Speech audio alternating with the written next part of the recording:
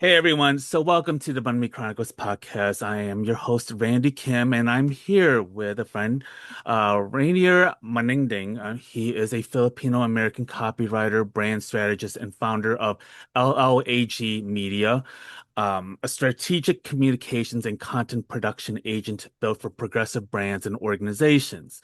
So for over a decade, he's been writing political and cultural commentary on the intersection of race, propaganda, geopolitics and pop culture. He is also the host of Seasoned Fighters, a podcast series highlighting the uncrowned champions of social and political change. So I was on your show more recently, like earlier this year, and I really appreciated our conversation. And I've been following you for quite some time. Like I gotta say, it's like before pandemic, and I have followed your work on Love Life of an Asian Guy, which is LLAG. And I've been following your journey and resonate with a lot of the progressive viewpoints that you have shared. And being on your podcast, Season Fighters, I mean, it was a great discussion that we had on grief, the political and social climate, among others. And I'm honored to have you on my show, but also to, hear your side of the coin too in the work that you've been doing for the past decade. Great. I mean, it's an honor to be here. I know that we've talked on and off for several years, even jumping on each other's podcasts. So it's fun that we actually finally got to do it this year. Yeah, absolutely. And well, I want to start by asking, like, how we're halfway through this year, and what have you observed about yourself in the way you approach your work and personal care? I think I've learned over the years, when I first started creating content, I had in my head that I was going to post multiple times every single day. Mm, And this is when I was in my mid 20s, and I just had a very aggressive posting schedule, and I was working a full-time job. mm, And I think content creation, you you realize how much work it takes mhm, to produce work, to engage with your audience. And in my younger years, I was so eager to uh, rally around my community and soak up the praise and be engaged and involved. mhm, And I still value all of that, but I think as I've gotten older, I've also greatly appreciated my alone time to just sit with certain topics and allow certain subjects to marinate a little bit longer as opposed to mhm, feeling like I need to get them out right away. And so I've learned to strike that balance because there mhm, is a lot of content that I do that needs to be posted consistently, especially when it comes to news and politics. I mean, mhm, Trump is doing something every hour, it mhm, seems. And I try to balance that by doing things that are a little bit slower. I mean, whether it's my garden content or, talking about pop culture, mhm. music and movies. And so I think having that balance has been really healthy for me to be able to just feed the different sides of myself as a writer, as a creator, as an activist. Um, yeah, I think having that balance is really important creatively. Yeah, because I think like when you create content, it also feels very, and I see this with content creators in general, like that there's this need to like get everything like immediately to react like constantly. But also like instead of reacting, like we forget to respond. I think that there is a sense of like how do we let things manifest and let things develop. And so that gives us time to kind of process where we are at. Because I do think that there is value in being able to share things in real time, but then there's also times when we need to be in real time, kind of like understanding what this all means, right? No, exactly. I mean, when I first started to talk about the Iran war, or when I first started talking about Palestine, I remember how daunting it felt because I I didn't really know enough about Palestine or Mm, Israel or mm, Iran. Um, but then there's also this urgency to, do my homework and realize that sure, there are certain conversations that I can marinate and spend time and feel like I need to wait a long time to get a perfect understanding. But then mm, there's also times when uh, we don't always have the luxury of doing that. There could be a Hmm. tragedy, it could be COVID, and there are times when people need your voice.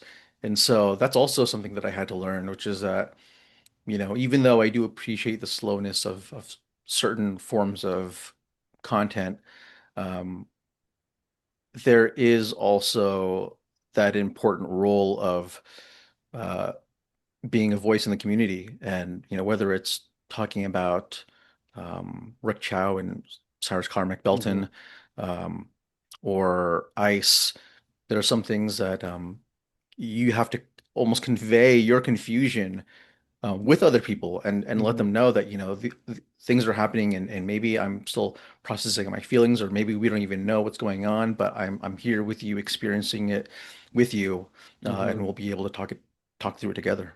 Yeah, and I think that's a good framework that you just brought up because it's like we can't always be the experts on everything minute by minute. And Hmm. I think one of the things that we have to acknowledge, and I think this is something that I've shared with other folks, is that we have to acknowledge where we fall short of or where we don't have the full understanding of. And it's okay to convey that, like, because I do think that there is this sense of how social media runs, like we need to get like people are waiting for us to react, people are waiting Hmm. for us for a response, Hmm. Hmm. like or a celebrity to respond, like okay, like this person like tragically passed away. What is this person thinking of like in the next hours? Like, and I feel like, well, we kind of have to be very mindful about, I think, our own expectations of what is considered a timely response. And I think that sometimes I think it's okay to be like, look, I have a lot to think about. Right now, my heart goes out to such and such, but at this moment, I am trying to process the shock that everyone else is feeling right now. And what does this mean afterwards, So I think that that's something that I kind of like marinate in, kind of like oscillate between that word of like having to have a timely response, but also understanding that not all fast responses are the most effective ways of doing it because there's a risk of misinformation, there's a risk of like losing some of the nuance that we forget about. And I am very curious about like when you started LAG Media, The Love Life of an Asian Guy, what was your approach then when you were starting out? I'd say it was about a decade ago. Is that correct? Yeah, so I started the Love Life of an Asian Guy as a blog when I was 18, so over 15 years ago. Well, And I started it on WordPress with the premise that I felt like there wasn't enough representation for Asian men in media. I mean, this is also when I was still single, so I was very much interested in seeing like, Asian males as the lead role, getting the girl. mhm. Like that was my sort of goal in terms of the type of representation I wanted to see. And so I figured like a great way to play my role is to document my own love life. I mean, that's why it was called The Love Life of an Asian Hmm. Guy. Hmm. But spoiler alert, I met my wife when I was 21, so just like a mere 2 years into it. Um, and so like I had my happy ending, right? I like it was almost like, well, no need for the blog anymore. Yeah. But I I was really interested in talking about initially the politics of being an Asian man dating, and then I met my wife in an AMBW, Asian Men, Black Women Facebook group, Hmm. and so that's when I really got my um, toes into the waters of the politics of dating, and especially as conversations around Black Lives Matter and police brutality were happening, I started to notice that there were a lot of Asian men who just they wanted to date black women, and they were talking about how much they thought that black women were cute and blah blah blah blah, but they just had no interest in the lived experiences of black women or black people or anti-blackness, and that just irked me. Like it maybe it's because I didn't realize I was in a group with a bunch of conservative Asian dudes, but it Hmm. frustrated me that they didn't want to care about these subjects that, like, you want these women to care about the lack of representation for Asian men. How come you don't care about the way that Black women are mistreated? And so that's what started it, and it really just snowballed into me thinking about and caring about all of the different social political topics that revolve around being Asian, around being Black, around being a person of color, around capitalism, around being an American. And it just started to branch out from there. Um, and 10 years, or rather 7 years into me having the page, at the same time, I was working in marketing, sales and advertising. And I just felt like I was leading this double life where, on one hand, my work, my writing was all about social politics and progressive Mhm. politics. Mhm. But then I'm working for these industries that are very exploitive, whether it is real estate or advertising. Mhm. And a lot of marketing and advertising, you only work with the biggest brands, and oftentimes you're working with some unsavory people. And so I started my agency as a way to kind of bridge that divide and say, you know what, I want to take the skills that I've developed within this field and I actually want to apply it to nonprofit organizations, to small brands and small businesses, uh, because I think one of the most difficult things is to promote and sell good things. It's easy to sell makeup in a casino Mhm. and a $2 million home and a luxury resort in Bali. But to promote that there is a community garden that provides, uh, a soup kitchen service every Sunday, it's a much different sell. And I think from Mhm. a marketing perspective, I saw that as a challenge, similar to when I first started the Love Life of an Asian Guy, as a Mhm. challenge to, like, there's this narrative that's being ignored or being told, and I want to tell a different story. And so I charted that different path for marketing. Yeah, I think about like what that landscape has looked like, especially when you are in predominantly white spaces, especially in the marketing and in the agency field and what that really looks like, and also having to think about, well, is there a place for the conversations that I want to have, especially regarding um, anti-Black racism and also the very deep progressive or deep seated issues that are our in our Asian communities as a whole here. And Mhm. I also I wonder because having to do like a Facebook page and then doing the social media work, that you build a community in a sense, and it's almost kind of like I don't want to say it's accidental, but it's also something that we kind of forget. Like all of a sudden, like, wow, there's a community, but they're also making friends with one another. They're learning from each other. They're bringing in points of views that you're kind of like, okay, I'd never would have thought that.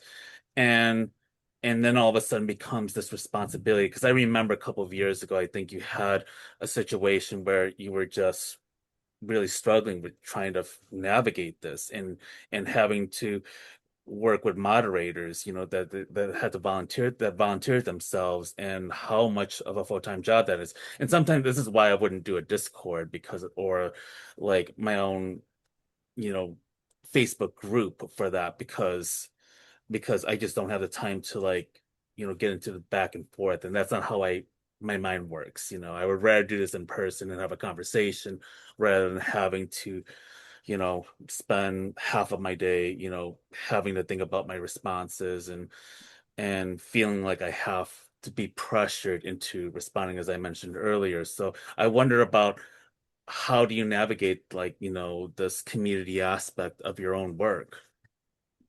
Ooh, I mean, that's a very, very difficult thing to balance because, like you said, um, when you end up with a community, it is both by design and also by accident. You design it in the sense that I'm creating content that I want to rally people around to have these conversations and break bread and debate and, you know, connect with one another. And to my surprise, a lot of people came to my community and a lot of people joined. And, you know, by the time I was 26, I was, my Facebook page had a quarter of a million followers.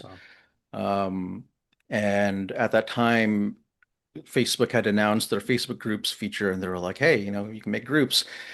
And me at the time, I was such I had unchecked people pleaser energy where I was just like, Hmm. yes, I was just saying yes to anything, to any opportunity Hmm. to to grow the community, to make friends online.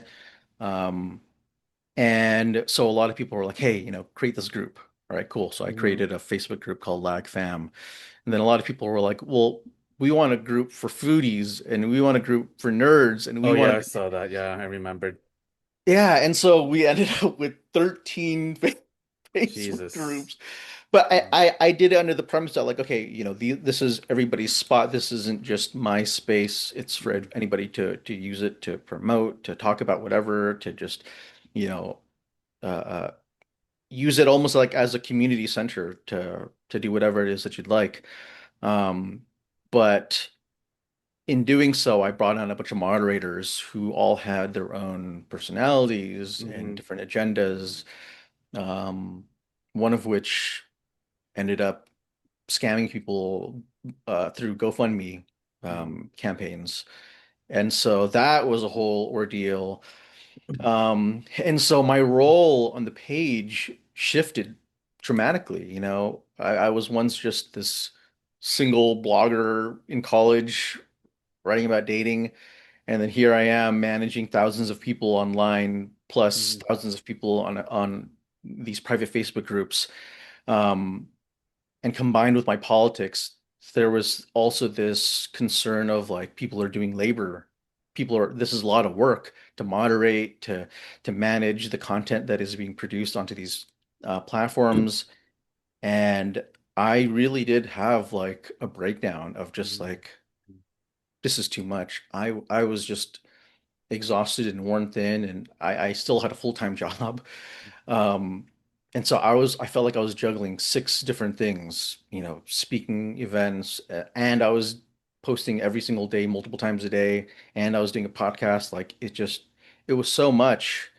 Um, but I think I learned to just pare down all the things that I had been working on and just distill it into like, okay, if I had to trim everything and just leave like the top 15% of the things that I think I'm strongest at or I want to pursue. Hmm. And that's sort of where I am right now, where it's a lot more bare bones, but I'm actually in the process of developing things a little bit more, adding a little bit more onto my plate. Um, Now that my agency is at sort of a different stage. But yeah, I mean, I think starting a community, becoming an influencer or becoming the face of your page, um, it's a lot of pressure. It's a lot of pressure, and I try to tell my clients who've whether they are just starting off or whether they have a platform they want to grow the platform. I tell them that being an influencer, having a personal brand, having a large brand in general, a social media presence, it's almost akin to being an athlete. Like Hmm. there is a certain uh, mental, spiritual, physical fitness that is required to consistently show up. Hmm. Even just, I mean, I know just recording and sometimes just making sure that physically I look okay, I feel Yes. okay, Hmm. I am like checked in mentally into the conversation. Um, that's difficult, Hmm. and Hmm. it's like, I mean, it is a performance, and you start to have a fond appreciation for people who perform because you're like, when I hit the record button, I have to be on, I Hmm. have to be tuned in.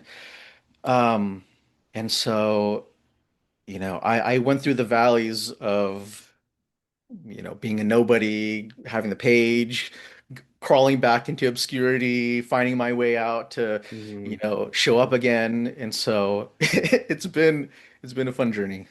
Oh, wow. I really appreciate you sharing this because I do think this is a precautionary tale about how do we learn to say no to things that don't align with us, and this guilt that we sometimes carry for saying no or a bit hesitating on that because we're Hmm. like, okay, well, this seems like it's a great opportunity. How could I be this silly to just turn this down?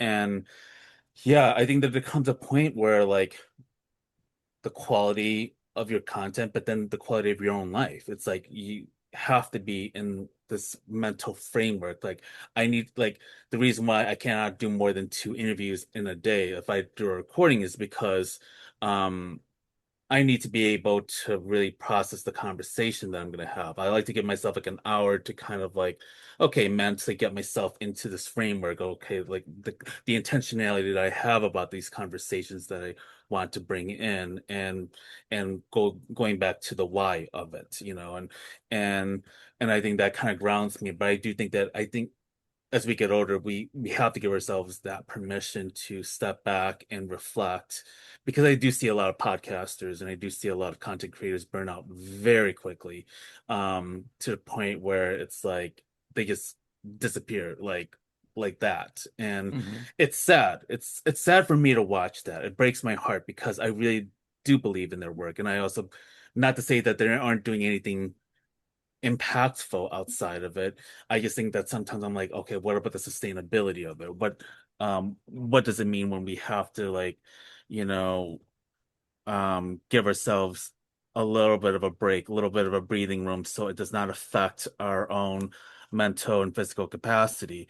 Um, I'm curious because I know that since COVID, there's been a growing number of content creators, whether they're TikTokers, podcasters, Redditors, YouTubers, and it has been replacing a lot of the traditional media outlets these days. And of course, you go throw in AI. And then how has this current landscape changed the way you approach your work and the responsibilities that you now have as a content creator? I think the concerns that people have of AI replacing humans and especially AI influencers replacing human influencers. I think there's definitely a segment of the content creator market which is a multi-billion dollar industry. There is a segment that is more promotional and sales based that is more subject to being replaced. I mean, you can just, draft up an AI model to look however you want and they'll, sell these sneakers. Um, but the one thing that AI really can't do is things like this, like Mhm, actually having a human-to-human conversation. mhm, They can't replace the questions that you would ask me, that mhm, only you would ask mhm, only me. mhm, They can't replace, if something is happening in the news, Trump does something, there is a emergency uh, news story that breaks out. Um, our ability to take our human experiences and expertise um, and use as the filter through which we communicate this story and share it. Um, that's something that AI will never be able to do. Sure, mhm, AI can draft good copy and you can teach it to respond to this particular news story. Um, but I think as AI develops, so will our um, radar against AI, and we'll start to notice when things are created by AI, and we'll start to crave, as we are now, craving more human-to-human experiences, craving more in-person experiences, craving things that don't look polished, because they have that human element of human error, or it's the people are preferring a post that is a handwritten doodle. mhm, Or handwritten note as opposed to something that is like this polished 3D AI mhm, look. And so for me, the way that it's changed my creation um, is really spending more time, like I said before, and marinating on different subjects. I'm always constantly working on different topics that I want to write about, make videos about.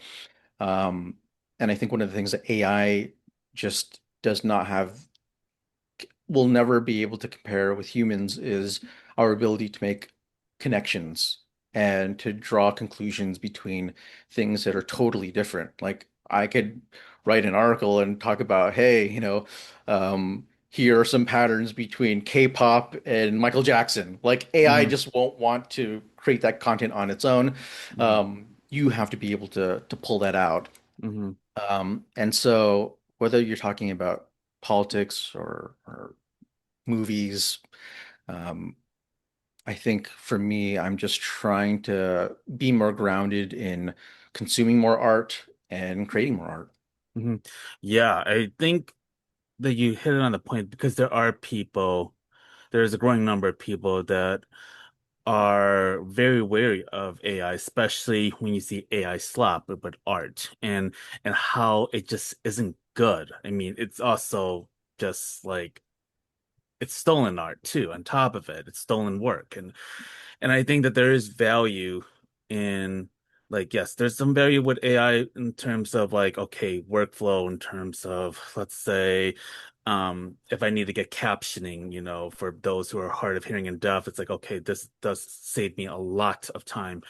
On the other hand, it's like I also need my voice. Like it has to sound like my voice. It has to be my voice. It can only come from me because you know, I've been doing this for a while now too, and it's hard for me to want to surrender that autonomy of my own work and and the disservice that it does to my own audience. Um, I also think about like what um sources are they pulling from? Like, like let's say for Gemini, for example, if I am expected to like, ask questions, I need to know where the sources is coming from because I see some of them coming from Reddit and I'm like, Yeah, yeah, not exactly the best yeah, place of source. yeah. And and so I think if anything, with the advent of AI and how it's being used and how quickly it's been like multiplying in terms of sophistication and intelligence, um, what can we do to um make sure that we don't lose sight of the information that's critical that we're missing, and also the human element in our own voices. So it's something I really think about quite a bit, and especially with in this day and age. Do you see, um, because I know that a lot of people are not are consuming news through social media, and I know that I think that there's this underlying responsibility, like, okay, I didn't really sign up to be a news source. Like for me, I didn't think I'd sign up to be in that as like a reporter, reporting on ice threats or whatever. But does that change the way you have to like um approach the news to an audience that has been shifting away from the traditional media landscapes? Yeah, I mean that's a good question. I think what's really interesting about media and journalism, I was the I started off news very early, like in high school. I was in journalism. I was the editor in Mhm. chief of my high school newspaper. And so I always had an interest in magazines and newspapers, whether it's like just the overall design and production of it, or just being in the space of talking about things that are happening in the world.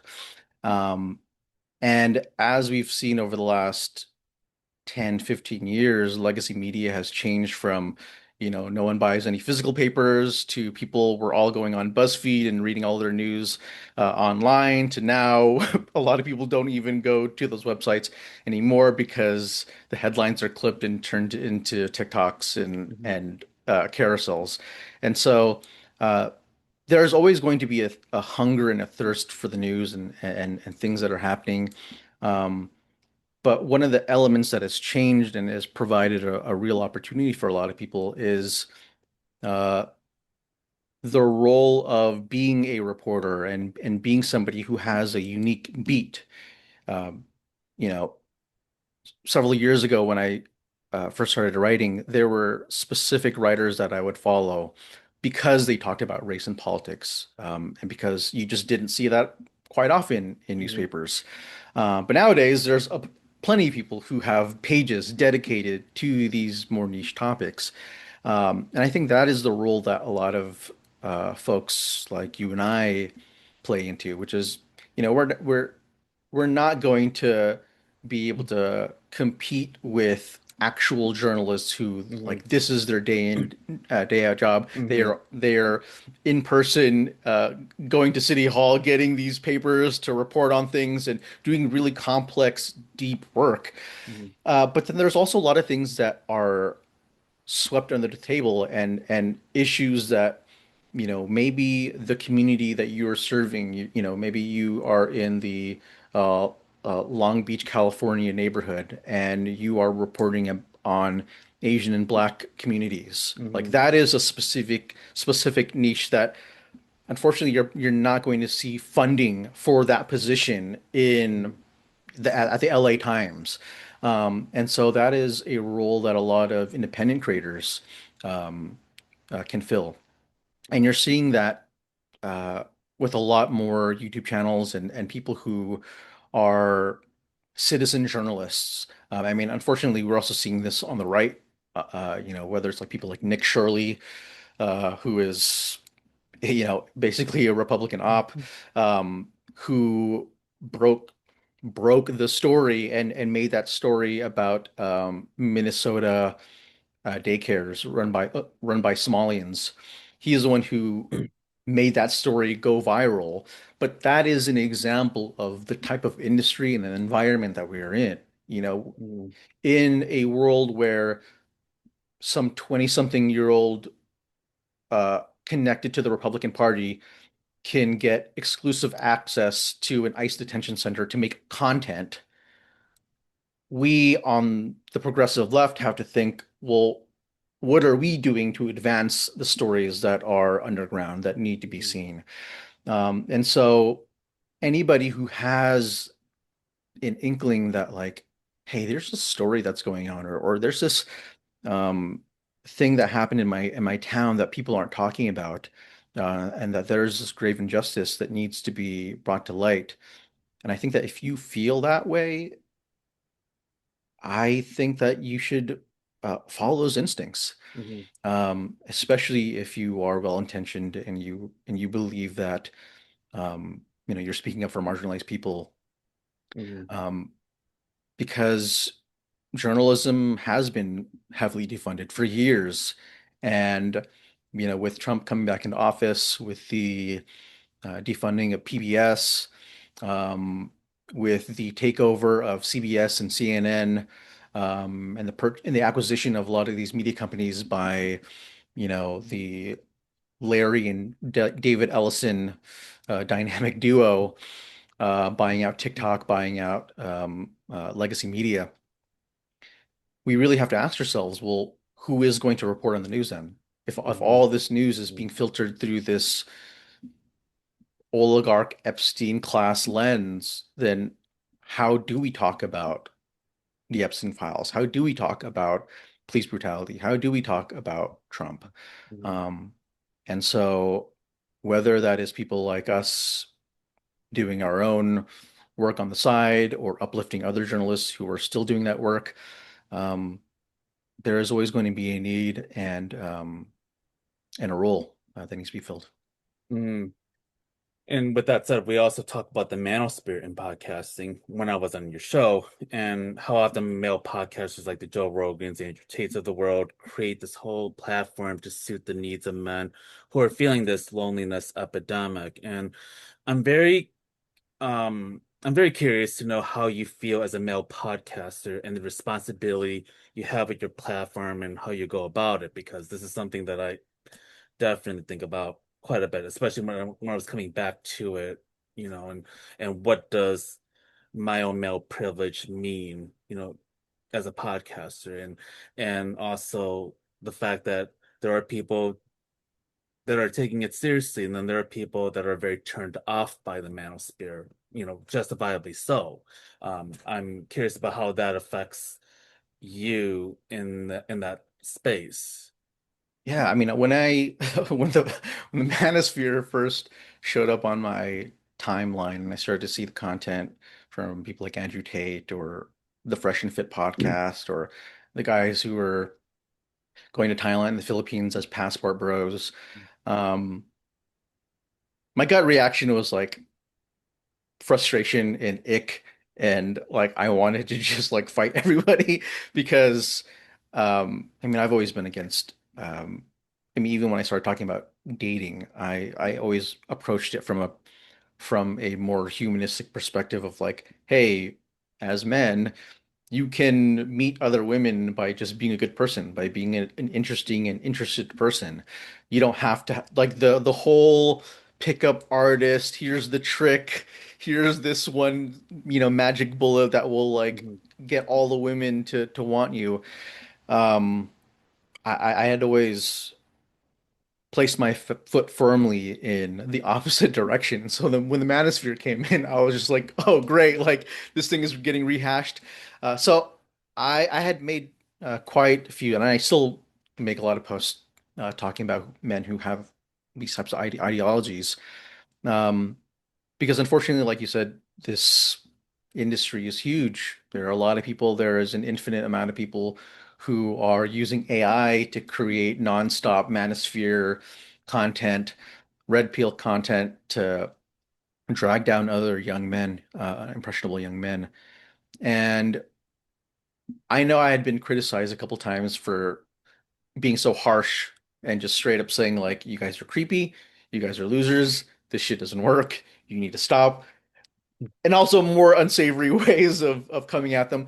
But I look at it from the perspective of like, I'm not going to handle, if you guys are going to advertise yourselves as like big and bad and you don't give a shit and you're going to like manhandle women and try to assert your dominance, then there's no reason why I need to handle you with kid gloves. And I never understood this tendency to be like, don't say anything to the men because like you're going to make the lonely men and angry man even more lonely and angry. But I'm like, that is the problem. Like Mhm. we can't treat it as if it is this quirky personality difference.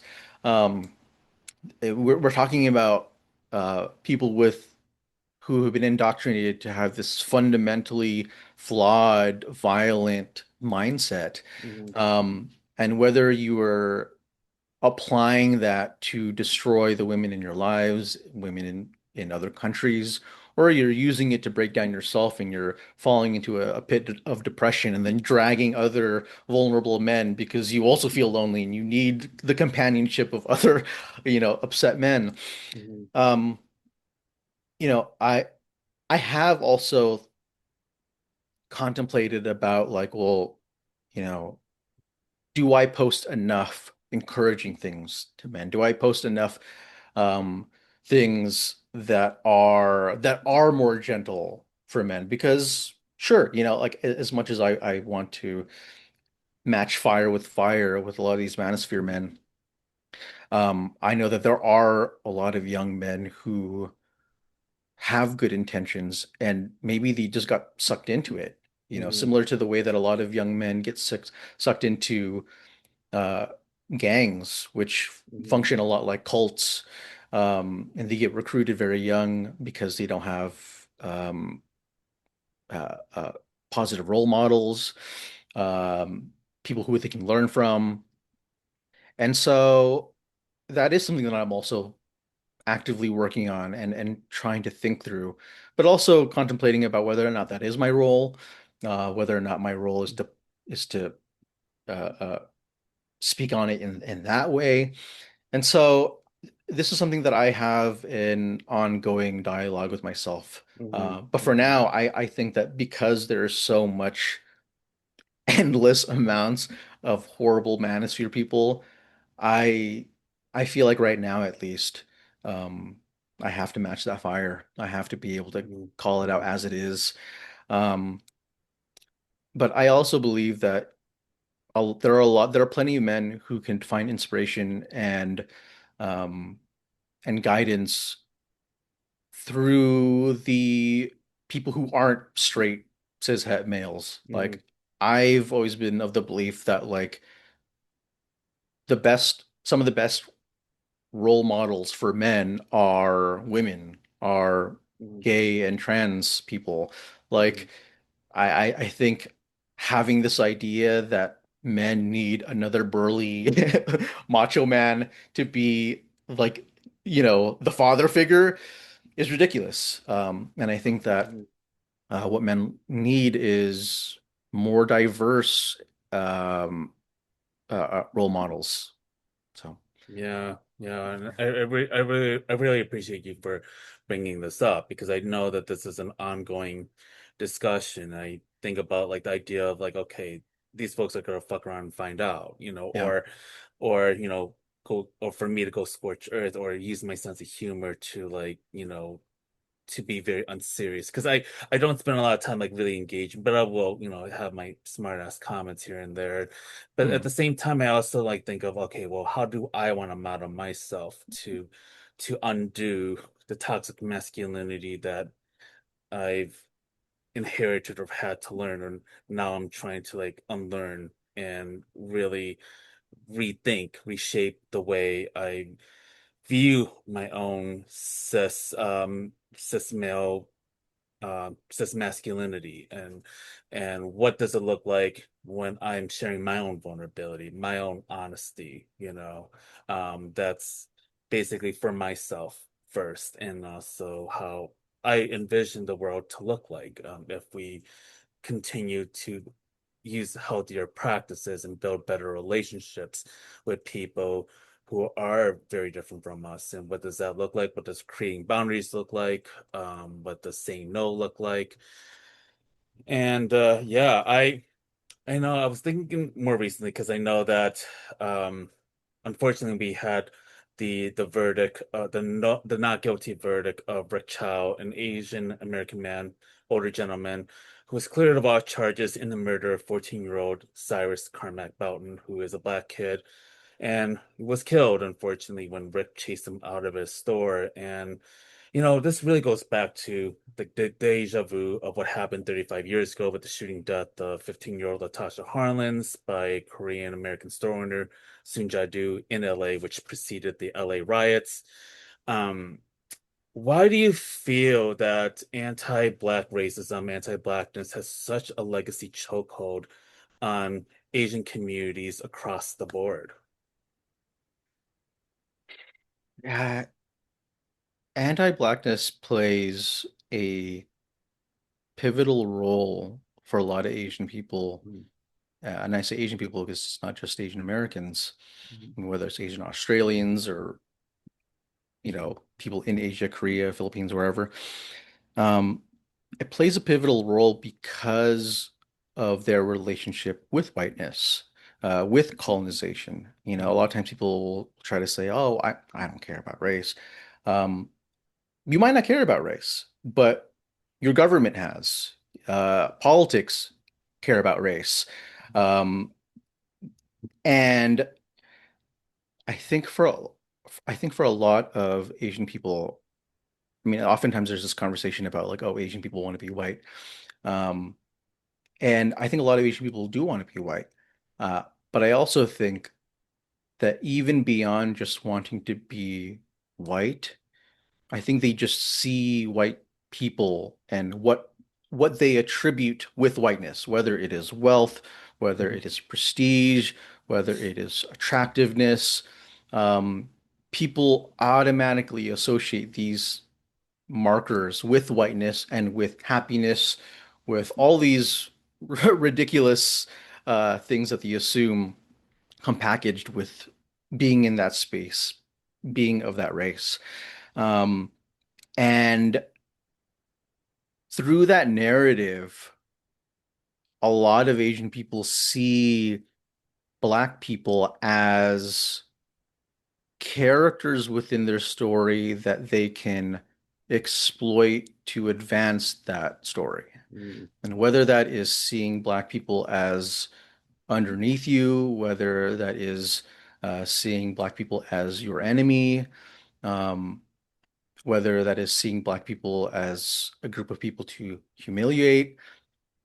I think a lot of Asian people have adopted, whether consciously or subconsciously, this white supremacist view of looking at Black people as subhuman, as looking at Black people as if they are like garden tools and things that can be used, that can be mined and extracted for value, for pleasure, for entertainment, for ideas.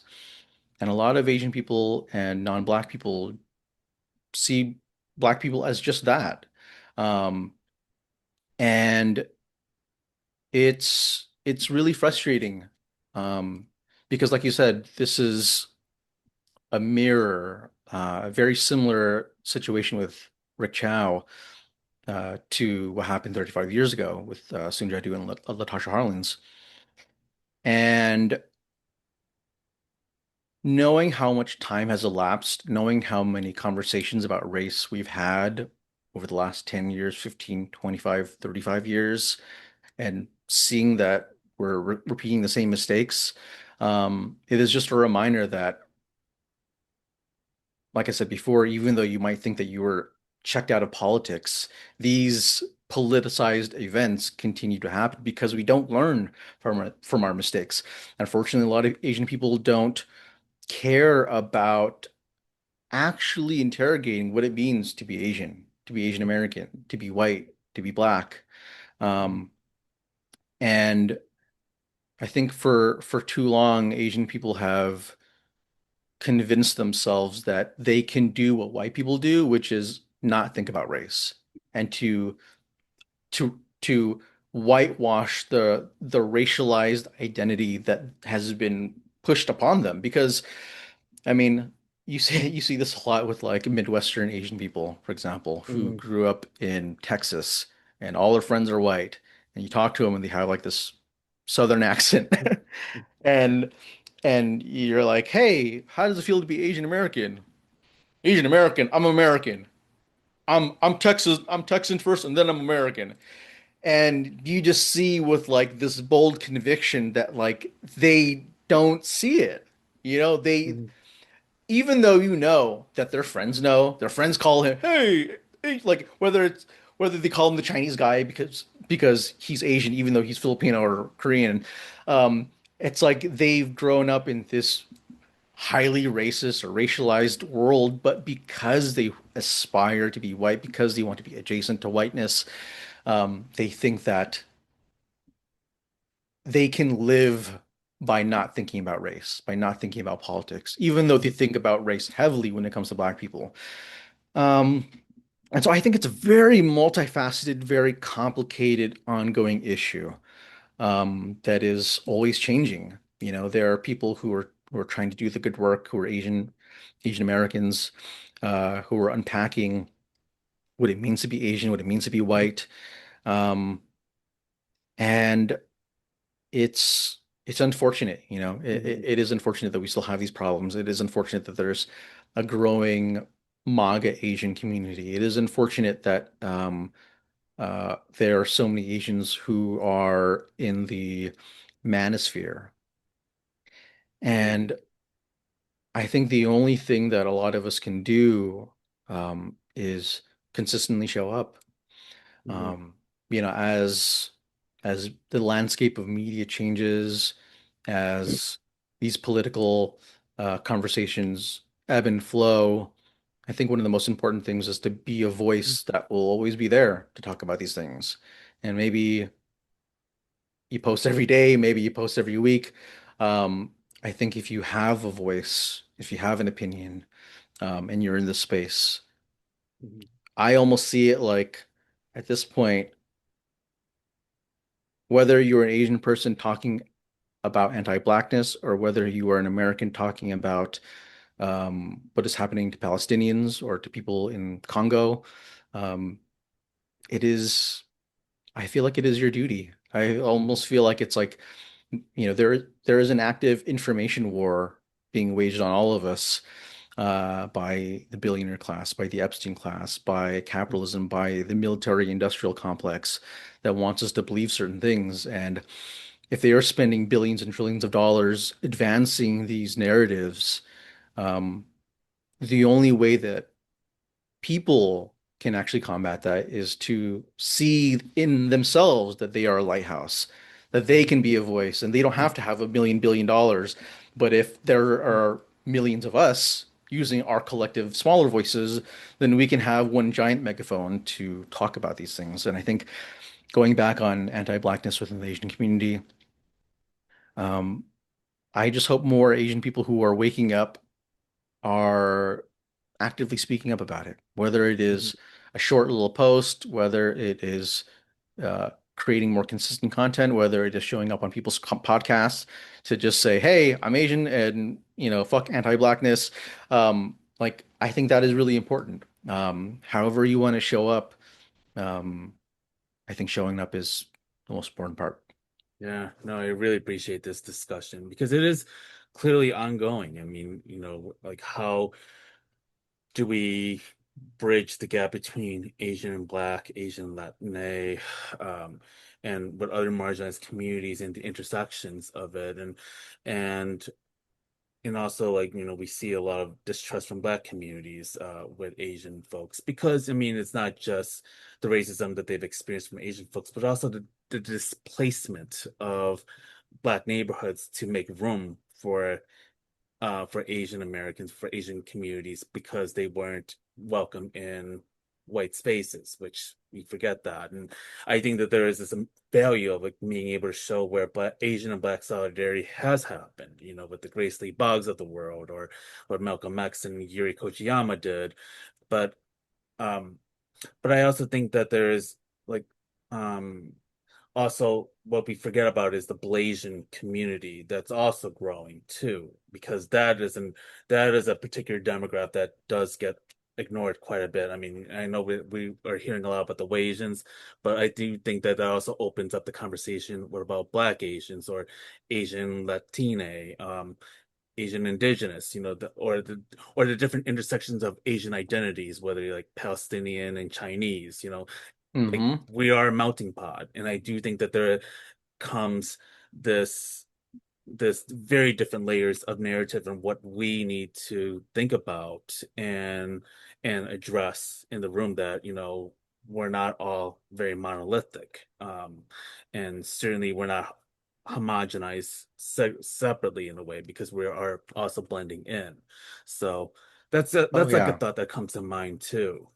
Would you Oh agree? yeah, 100%. I mean, I have been a huge advocate um, of, I mean, when I first started writing, I was a really strong advocate of saying that, Asian people aren't just East Asians.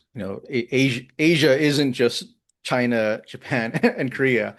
And I have always pushed and advocated to expand that identity so people can understand that South Asians and Southeast and South Asians exist. Um, but over the last 5 years, I've really started to advocate more for, I mean, we need to also look at people in Palestine and Iraq Mhm. as like they're also Asians. They experience Absolutely. a very different racialized version of what that is. But if you are somebody who is outraged about things that are happening to Asian people, um, Mhm.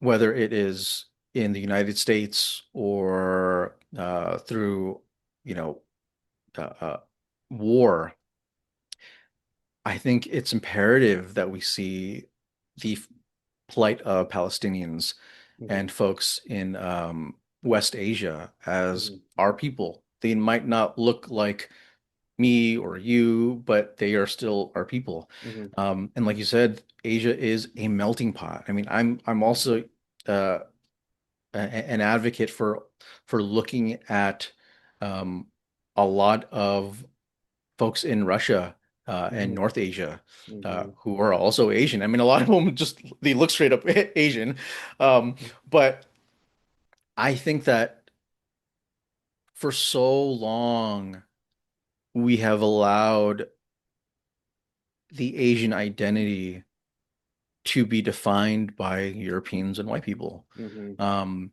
I mean, even the fact that the whether you're talking about namings such as Oriental or Mhm. Far East Asia, Mhm. um, all these terms were created relative to the Mhm. West. it's called Far East because for a long time they didn't realize that Japan existed. They thought that the end of the world was Jerusalem in the Middle East. Um, and so I deeply implore Asian people to really think about what it means to be Asian while also accepting the fact that Palestinians are Asians, that Indians are Asians, that Filipinos and North Asians are also Asian. Um, because I think that when we really look at ourselves that way, I mean, a lot of Europeans, a lot of white people, they come from all different parts, but they call themselves white. Hmm. And yet, for a lot of Asians, we want to have these monikers of, jungle Asian and fancy Asian, all this ridiculous shit.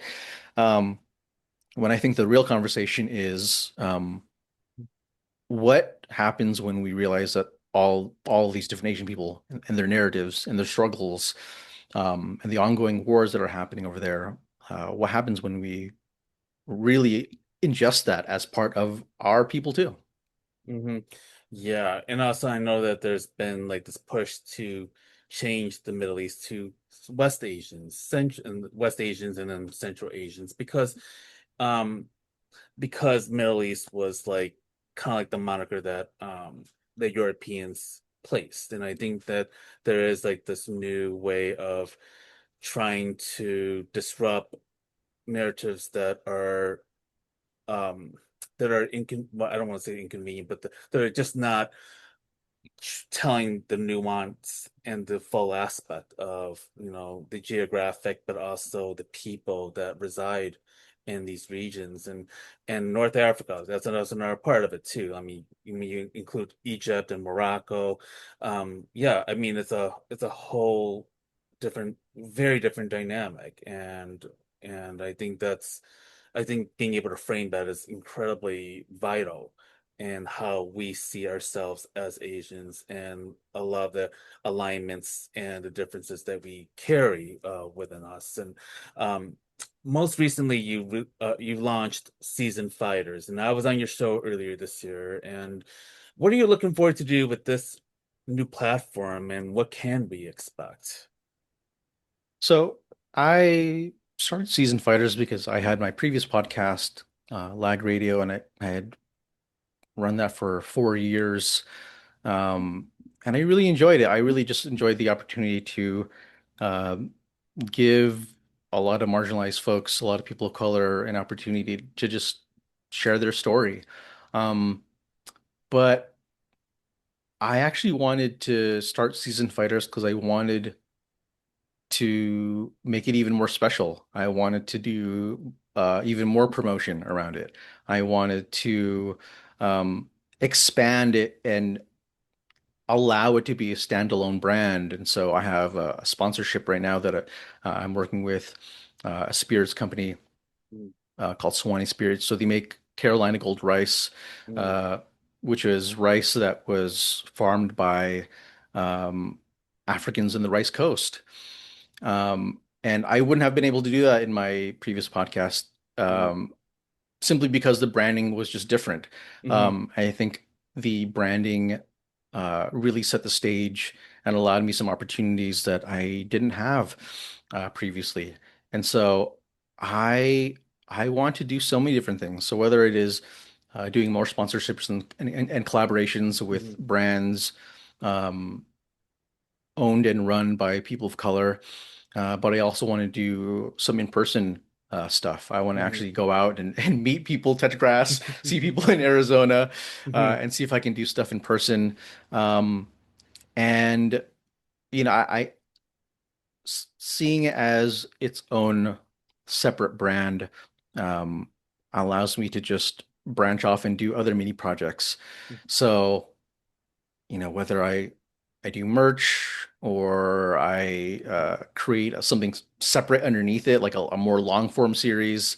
Um, you know, I'm I'm just excited to have another project that similar to what I was saying before, on LAG, I talk a lot about politics, a lot of things that happen at a more fast pace, whereas Mm-hmm. Season Fighters is a little bit more slow cooked, It takes a Hmm. little bit more time, but I really enjoy that pace because I could do things like this. I can have a conversation Yeah. um, that is more fleshed out, that is a lot more nuanced, um, and it just gives me the space that I feel like the people on my podcast deserve. I think a lot of people of color,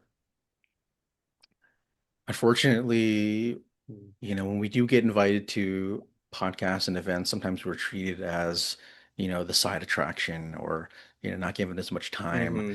Yeah. Um, and I've always just believed in seeing my guests and wanting to roll out the red carpet, Hmm. um, in that sense. And so I'm just excited for the different possibilities. I'm open to so many different things, and I can't wait. I mean, it's only been my first season doing this, so Yeah. I know that in doing my podcast for multiple seasons, that it changes every single year and things get more refined and things get better. Your process gets better. So Hmm. I'm just loving the learning process right now. Yeah, and what I really appreciated about being a guest on your show is like, yeah, you were very kind and very, sincere, but also like I loved your promos that you had of my episode, and you put a lot of care to it. Like, you were sharing like the intricacies of cilantro, which I would never have known about, or because I don't have the botany knowledge. Um, but I thought that was very great that the way you were trying to build up, the stories outside of what we're trying to capture, like certain lens of that story and put it to another different context or a whole new context. And so that was something I really appreciated. And I did realize that people were really engaging very heavily with it, and of course, there's always going to be people, as you know, and you and I know that when I would say something and I'm like, you and I will shoot our mouths off, at certain moments, and we get a lot of blowback. But I'm like, okay, well, thanks for engaging with my content. Yeah. Appreciate it. I don't feel like I need to read anymore on it. It's like I got a life. Yeah.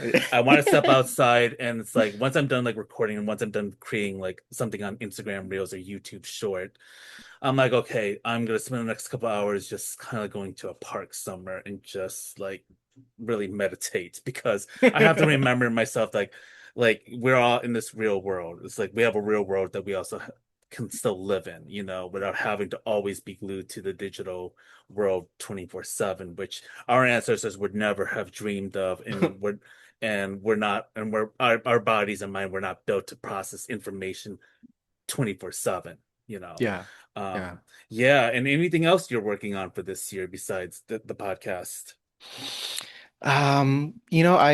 I or for yourself in general, uh I mean I'm working on a lot of different things. Mhm. So I mean from the lag side of things, um I've been reporting on the Iran war Mhm. since it started in February 28th. And I think in reporting on that topic alone has reminded me of the important role that I play in sharing the news, and whether it is through a more digestible format such as memes, Mhm. um, or which I'm also working on is bringing back my news segment and my newsletter, Mhm. which is a lot of work, Mhm. but you know, I tested it out last year. I started my newsletter, Lag Bites, Mhm.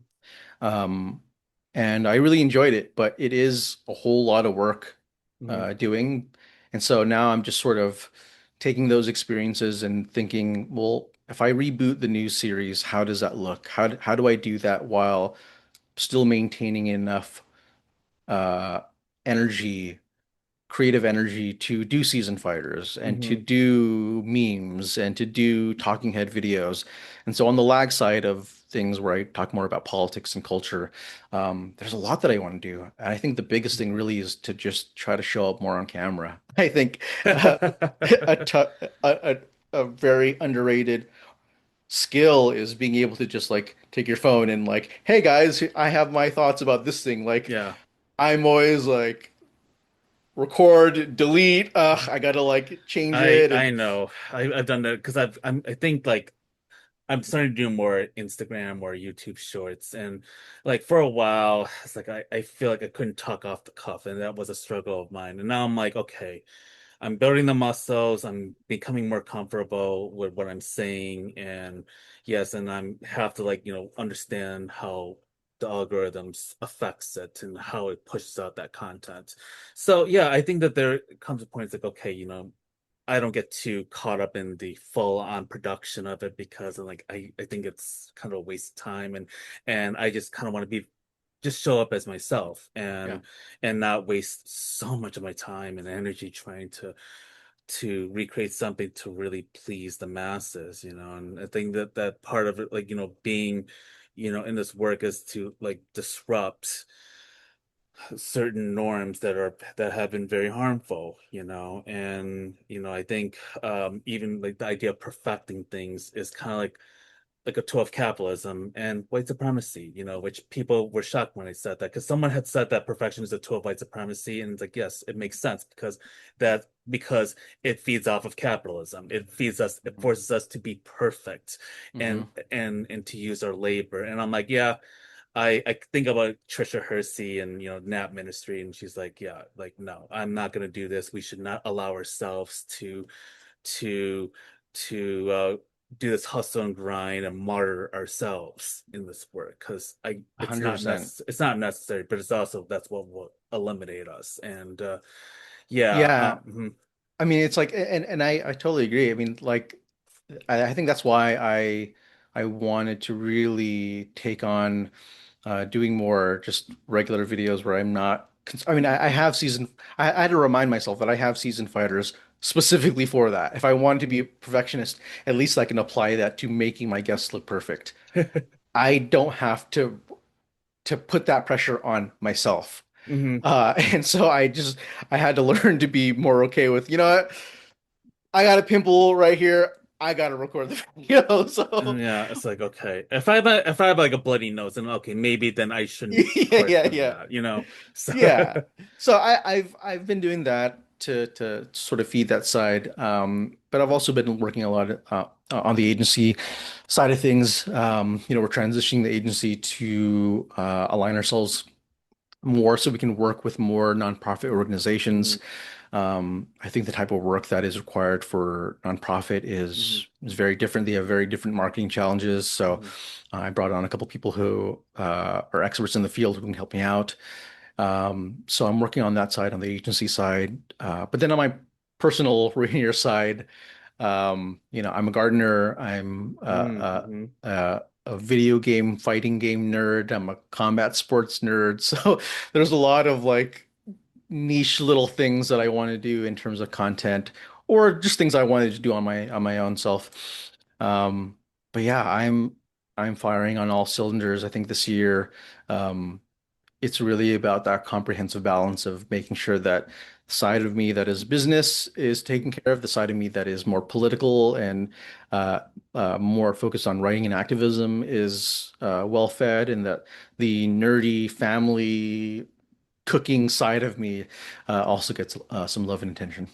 Yeah, and last question is, if you were to go back to yourself 15 years ago when you started this blog and to where it is now, what would you say to that younger version? Ah, I, as much as there's a part of me that would want to try to establish, again, like we were saying, this perfectionism to try to tell, like, all right, do this so things work out better or whatever. I would just encourage my old self and say, you know what? I think you're doing great. I think that Mhm, you have you have the right idea.